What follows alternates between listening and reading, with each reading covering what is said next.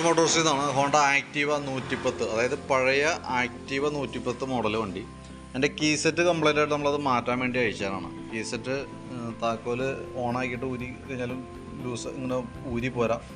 അതേപോലെ തന്നെ കോണ്ടാക്റ്റ് ചെറിയൊരു ക്ലാവ് പിടിച്ചിട്ട് ലൂസ് കോണ്ടാക്റ്റ് കാണിക്കുക. അതൊക്കെയാണ് മെയിനായിട്ട് ഇതിൻ്റെ കംപ്ലൈൻ്റ് ആണ്. ഈ ആക്റ്റീവ ഈ മോഡൽ വരുമ്പോഴത്തേക്കും ആക്റ്റീവ 110 ഈ മോഡൽ വരുമ്പോഴത്തേക്കും പാർട്സുകൾ ഇപ്പോൾ ഒട്ടുമിക്ക പാർട്സുകൾ നിർത്തി തുടങ്ങിയിട്ടുണ്ട്. അപ്പോൾ അതിനകത്ത് കീ സെറ്റൊന്നും കമ്പനി പ്രൊഡക്ഷൻ ഇല്ല, ഇപ്പോൾ ഓൾറെഡി അവൈലബിൾ അല്ല. പഴയ സ്റ്റോക്കൊക്കെ എവിടെയെങ്കിലും ഇരിക്കേണ്ടിയിലാണ് കിട്ടുമോ. അപ്പോൾ അങ്ങനെ വരുന്ന സമയത്ത് നമ്മൾ എന്ത് ചെയ്യുക, നമുക്കിപ്പോൾ കീ സെറ്റ് മാറണമെന്നുണ്ടെങ്കിൽ ഒന്നോടെ നമ്മൾ ഡ്യൂപ്ലിക്കേറ്റ് പാർട്സ് നമ്മൾ മേടിച്ച് വയ്ക്കേണ്ടി വരും. അതല്ലെങ്കിൽ വേറെ ഏതെങ്കിലും കമ്പനിയുടെ ഇതിന് സൂട്ട് ആവണതുണ്ടോ എന്ന് നോക്കിയിട്ട് അതനുസരിച്ച് വെക്കേണ്ടി വരും.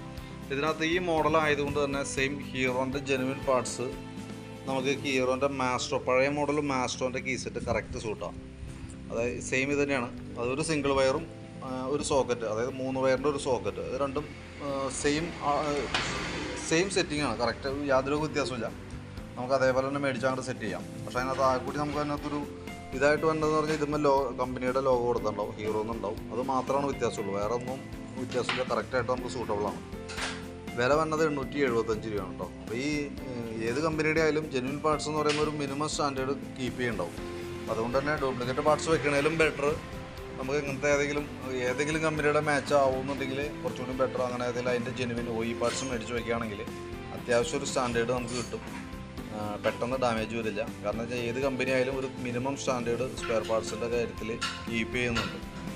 അപ്പോൾ ശരിക്കും ഇപ്പോൾ ഇതിൻ്റെ അവൈലബിൾ അല്ലാത്തത് കൊണ്ട് നമ്മൾ ഓൾറെഡി ഹീറോൻ്റെ ഐറ്റമാണ് മേടിച്ച് കയറുന്നത്. 875 രൂപ നമുക്ക് അതിൻ്റെ കോസ്റ്റ് വരും കേട്ടോ. അപ്പോൾ ഫുൾ സെറ്റായിട്ട് അതേ സെയിം സെറ്റ്, വേറെ യാതൊരു വ്യത്യാസമില്ല. ആ താക്കോലിൻ്റെ ഷേപ്പിൽ മാത്രമാണ്, അതായത് അതിന് എംബ്ലം ഉണ്ട്, ഹീറോ എന്ന് പറഞ്ഞ ലെറ്റർ ഉണ്ട്, അത് മാത്രമാണ് അതിൻ്റെ വ്യത്യാസമായിട്ട് വന്നത് കേട്ടോ. പിന്നെ അത് കൂടാതെ കൊണ്ട് നമുക്ക് ഈ ചോക്കിൻ്റെ കേബിളൊന്ന് മാറ്റിയിടാൻ പറഞ്ഞിട്ടുണ്ട്. അത് ചെറിയൊരു ടൈറ്റ് കാണിച്ചിട്ടുണ്ട്.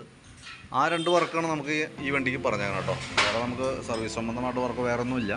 നിലവിലെ ഈ കീ സെറ്റിൻ്റെ കംപ്ലൈൻറ്റും ചോക്ക് കേബിളും മാറ്റാനാണ് പറഞ്ഞത്. അപ്പോൾ ഞാൻ അതിൻ്റെ ഏകദേശം ഒരു എസ്റ്റിമേറ്റ് ആക്കിയിട്ട് അതിൻ്റെ ഡീറ്റെയിൽസ് വാട്സാപ്പിലേക്ക് സെൻഡ് ചെയ്തിട്ടേക്കാം കേട്ടോ.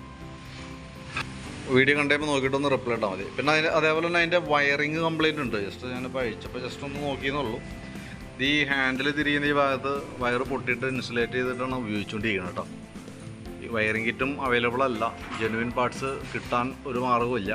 അപ്പോൾ പരമാവധി ഇപ്പം തൽക്കാലം വീണ്ടും ഇതേപോലെ തന്നെ സെറ്റാക്കി തരാം.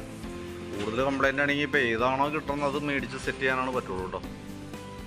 അപ്പോൾ ആ രീതിയിലാണ് അതിൻ്റെ അവസ്ഥ.